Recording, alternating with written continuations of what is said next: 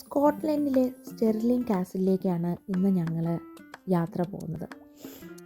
നിങ്ങൾക്ക് കാണാം അങ്ങ് ദൂരെ ഒരു മലമുകളിൽ ഒരു കാസിൽ, അതാണ് സ്റ്റെർലിംഗ് കാസിൽ. ഒരുപാട് ചരിത്രങ്ങൾ ഉറങ്ങിക്കിടക്കുന്ന ഒരു സ്ഥലമാണ് സ്റ്റെർലിംഗ് കാസിൽ. അപ്പം ഇതിൻ്റെ ചരിത്രമൊന്നും അറിയാണ്ടാണ് നമ്മൾ പോകുന്നത്. അവിടെ പോയി അതൊക്കെ അറിയാനും അവിടുത്തെ കാഴ്ചകൾ കാണാനുമാണ് ഇന്നത്തെ യാത്ര. അപ്പോൾ ഇന്ന് നിങ്ങൾക്കും ഞങ്ങളുടെ കൂടെ സ്റ്റെർലിംഗ് കാസിലേക്ക് ഒന്ന് പോയി വരാം. ഇത് നല്ല കാലാവസ്ഥയായതുകൊണ്ട് നമുക്ക് സ്റ്റെർലിംഗ് കാസലിൻ്റെ അതിൻ്റെതായ ഭംഗിയോട് കൂടിയിട്ട് കാണാനും ആസ്വദിക്കാനും കഴിഞ്ഞു. ചരിത്രമെല്ലാം ഞങ്ങൾക്ക് വിശദമായിട്ട് അവിടെ ഗൈഡ് ഉണ്ടായിരുന്നു, അവർ പറഞ്ഞു തന്നു. ഓരോ ഭാഗത്തിൻ്റെ പ്രത്യേകതയും അവിടെ ഉണ്ടായിരുന്ന ഓരോ രാജാക്കന്മാർ ഓരോ മാറ്റങ്ങൾ വരുത്തിയത്. അപ്പോൾ അവസാനം ജെയിംസ് നാലാമനാണ് അവസാനമായിട്ട് അവിടെ മോഡിഫിക്കേഷൻസൊക്കെ ചെയ്തത്. അപ്പം ഇതിനെക്കുറിച്ചിട്ടൊക്കെ കൂടുതൽ വിവരങ്ങൾ ഞങ്ങളുടെ കൂടെ ഉണ്ടായിരുന്ന ഗൈഡ് പറഞ്ഞു തന്നു. അപ്പം അവരുടെ ക്ലിപ്പും കുറച്ച് ഭാഗത്തെ വീഡിയോസൊക്കെ ഞാനതിൽ ഇൻക്ലൂഡ് ആയിട്ടുണ്ട്. അതിൽ നമുക്ക് എല്ലാം വിശദമായിട്ട് കേൾക്കാൻ കഴിയും. അപ്പം നമുക്ക് ഈ വീഡിയോയിലൂടെ സ്റ്റെർലിംഗ് കാസിലിൻ്റെ ചരിത്രം കൂടി നമുക്ക് കേട്ട് അതിൻ്റെ ഭംഗിയോട് കൂടിയിട്ട് കണ്ടാസ്വദിക്കാം.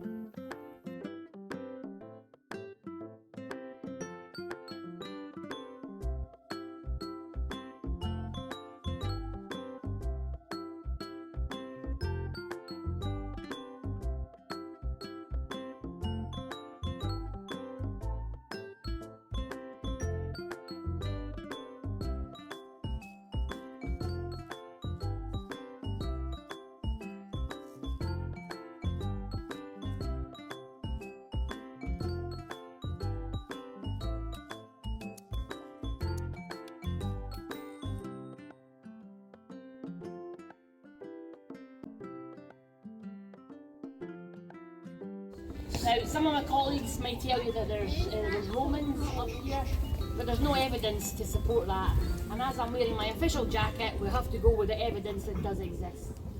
So the earliest mention of Stirling Castle is in a letter from King Alexander I in 1110. And in that letter he asks for money to build a chapel. Now the historians think the chapel would have been the other side of where the palace is today, out on the Ladies' Lookout. But there's nothing left of that old chapel. And what you see today is built mainly in the 15th, 16th centuries and onwards.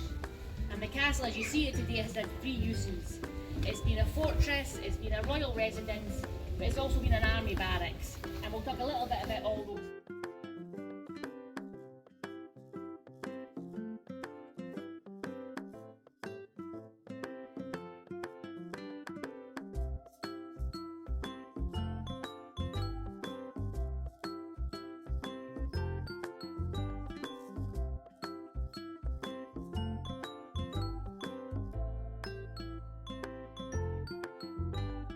One of the uses of Stirling Castle was as a fortress, and the reason we need a fortress is just down below us, and it's the River Forth. Excuse me. Now, the bridge across the River Forth is there today, the old brig of Stirling. You can't quite see it from here just by the way those trees have grown up over the summer, but if you go to the cannons next to the palace shop and look through the middle cannon, you'll get a good view of the bridge. But that bridge that's there today dates from just the 1500s. The original bridge would have been further upstream, but just a small, narrow wooden bridge. But the reason this crossing is so important is that even today, if you're wanting to move goods and people north and south, up and down to the Highlands, at some point you're going to have to cross the River Forth. And this is the narrowest and the safest crossing. And this crossing has always held the greatest strategic importance. Excuse me. There's a map downstairs in our castle exhibition that dates from 1250, and it shows England, the south of Scotland, there's a wee square, and then the north of Scotland's attached. And that square just says Stirling. And the historians have used an old saying that says, "He who has the castle has the crossing. He who has the crossing has a kingdom." So even in the 13th century, the importance of this crossing is well known. Now, can you all see the little hill in front of us with a big tower on the top? Yeah. And has everybody heard of William Wallace, or at the very least seen Braveheart? Yeah. Well, that is the National Wallace Monument, but that's a modern building. It's only about 156 years old. Built by public subscription, built to commemorate one of Wallace's most famous battles. So it's the 11th of September 1297. Wallace and his men are hiding on that little hill, the Abbey Craig. Wallace knows if he's going to have any chance of success against the armies of Edward I of England, he's got to get control of that crossing before he even attempts the castle. The English hold the castle, but the English army is ranged down below on the Carse. And of course the English commanders are expecting everybody to fight as is tradition. You'll line up for battle and at some point you'll just charge at each other. But Wallace and his commander, his best friend Andrew de Moray, they're not going to do that. So they sneak down from the Abbey Craig towards English encampment. Of course the English cavalry sent out to meet them. But the original bridge was so narrow you could only get 2 horses across at a time. So that's given Wallace a little bit more time to get his men in position. Now you see past where the cafe is today, you can just about see the white rugby post sticking up. That's Stirling County's ground today, but at that point the River Forth comes right round on itself in a big circle. So the English cavalry that have got across the bridge, they're in that bit of land, it's marshy, their heavy horse are getting stuck, they're surrounded by the Forth and facing Wallace and the Scots. And the English commander, the Earl of Surrey, realises pretty quick that this is not going to go to plan, so he destroys the bridge and he leaves these men to the mercy, or not, of Wallace and the Scots. And this victory at the Battle of Stirling Bridge was the high point of Wallace's campaign against the armies of Edward I of England. But Edward I was not known as the Hammer of the Scots for nothing, and he was enraged that his men had been beaten by this band of rebels. And the next time that Scotland faced England on the battlefield, Edward I was on the field himself. But we're just going to gloss over that battle and we're going to go up the ramp and talk about another Scottish victory. 1314. Yet again the English hold the castle. Now, the castle is under siege by Robert the Bruce's forces led by his brother Edward. And Edward Bruce comes to an arrangement with the English commander of the castle, Philip de Mowbray, that if he's not relieved by the English army by Midsummer's Day, he's had enough. He's just going to give the keys of the castle to the Scots. By this time the king in England is Edward II, so he hears of this arrangement and he marches his army north. And on the 22nd of June 1314 the two armies meet. And Robert the Bruce has managed to pick his ground carefully. It's an area between the River Forth and the Bannockburn. And in between 2 waterways, it's marshy, it's uneven. Robert the Bruce knows the first thing the English will do is send in a heavy horse. And that's why he's picked this area. So let's see if we can see where the battle happened. So if you want to head over to the wall. Now you can see the Church of the Holy Rood in front of you. So if you look at the big square bell tower, and then you want to look over to your right at about 45 degrees, and then you'll see past the houses there's a line of trees. And at about 45 degrees there's a square, and in that square there's a white flagpole. You see it, there's a square of grass, and there's a white flagpole in that. Everybody see that? Yeah? Right, so look at the bell tower and then 45 degrees, past the houses, and then there's a line of trees, there's a square and that green grass. Flagpoles in there. Now the historians can't decide exactly where the battle took place, but where you see that flagpole, that's the site of the current Battle of Bannockburn Memorial. We've got the big visitor centre there and then the big famous statue, so we're going to go with that.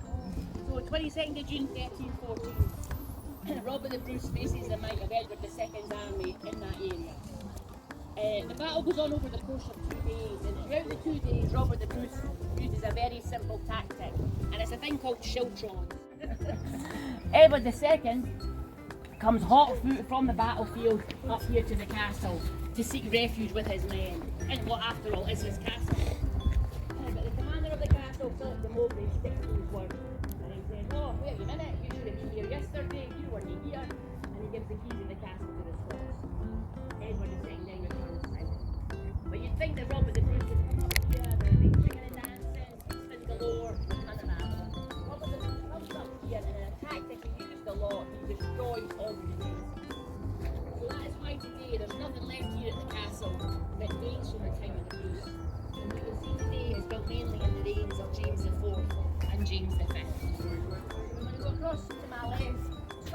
Tarrant and talk about what James IV built in this castle. Built between 1504 and 1508. This is the main entrance to the castle. This is your front door. And it does look quite grand today with those two huge towers. But when this was first built, there was 4 of those big round towers. If you look down to the left of the gatehouse in the Queen Anne Gardens, the bottom of one of the towers is still there. Our fabulous gardeners, Brian and Ewan, do a fantastic job with the roses, so it's covered in roses and there's lavender on the top. So that's the bottom of one of the original towers. And you can see to the right hand side of the gatehouse where the stone juts out the wall where the original tower would have tied in. So you'd have had your central gatehouse, 4 big round towers. Either side of that you'd have had a curtain wall. So the same as we've got on the left of the gatehouse, the sort of golden coloured stone, that would have been on both sides. And at each corner a big square tower. The tower on the far left of the gatehouse, that's the Prince's Tower. And it was in there that James VI was brought up and educated when he spent his childhood here at Stirling Castle. Has anybody been watching the new Sky programme George and Mary? Not good, that's fine.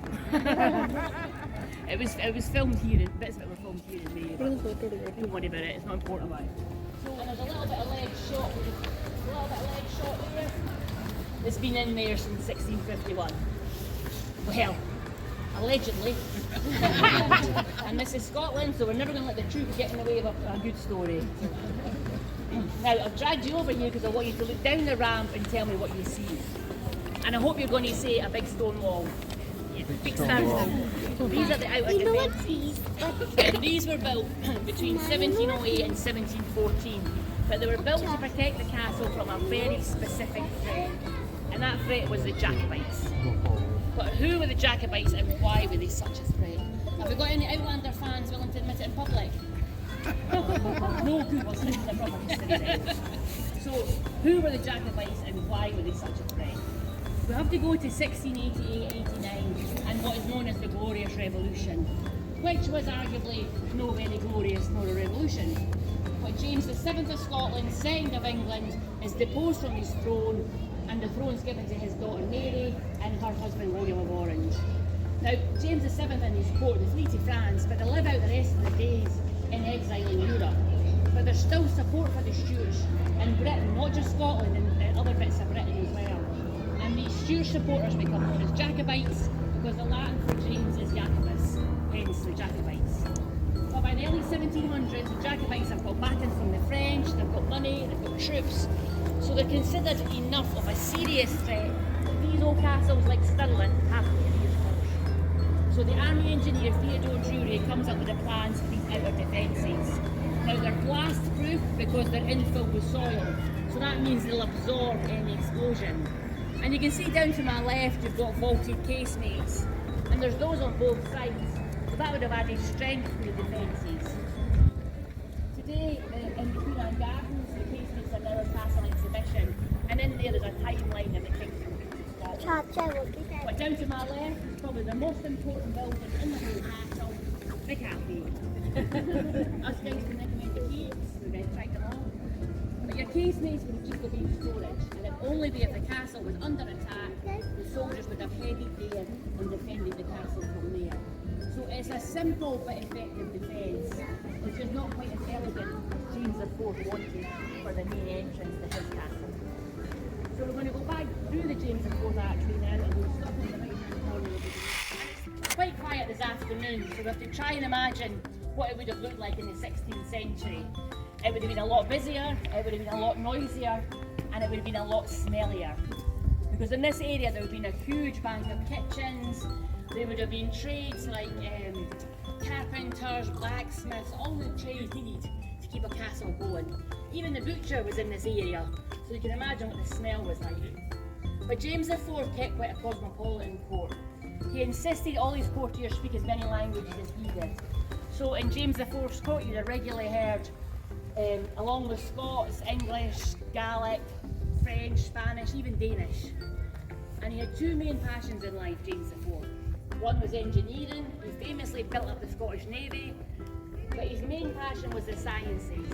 So much so that he employed an Italian gentleman who was known in Scotland as John Damien as the court alchemist.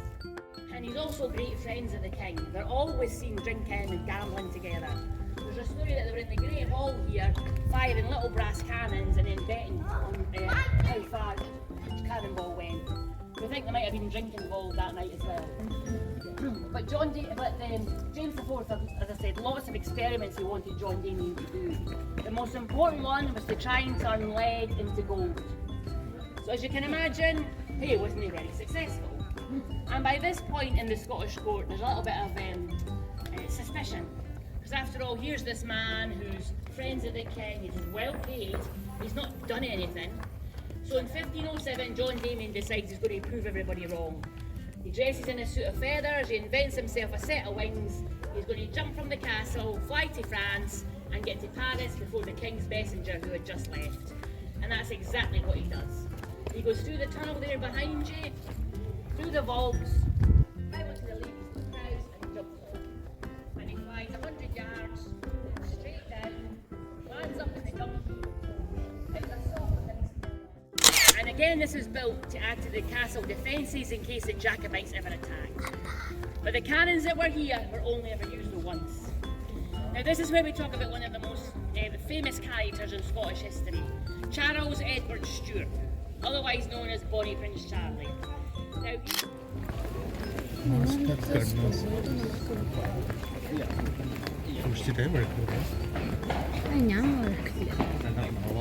Over ജാട.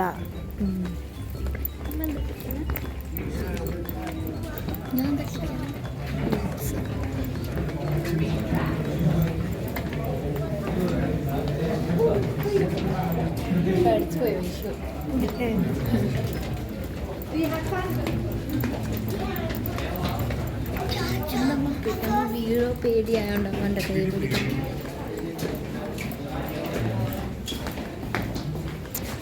എന്താണ് അത് നോക്കണ്ടേ? ഞാൻ എടുക്കുമ്പോൾ okay ഞാൻ നോക്കട്ടെ.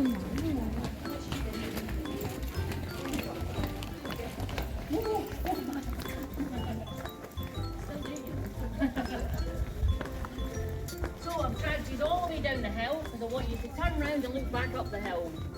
This is my favourite view of the castle. If Apple, or when Apple ever happens to my phone, is just full of pictures of this at different times of the day. I know I am that sad.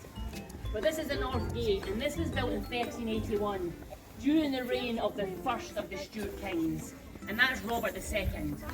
Robert II was Robert the Bruce's grandson. Robert the Bruce's daughter Marjorie marries a chap called Walter the Steward. And I always think that makes him sound like a butler or a servant. He wasn't.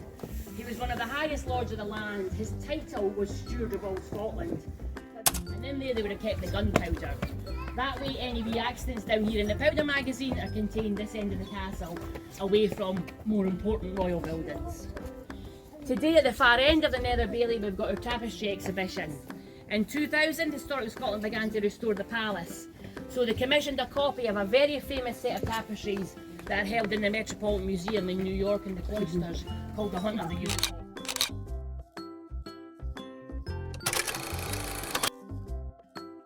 Known simply as the King's House. The bottom level would have been vaulted storage, so to get in to see the King you would have entered at the bottom of this stair that we're standing in front of. And you can see how the lintels and the doorways have changed over the centuries.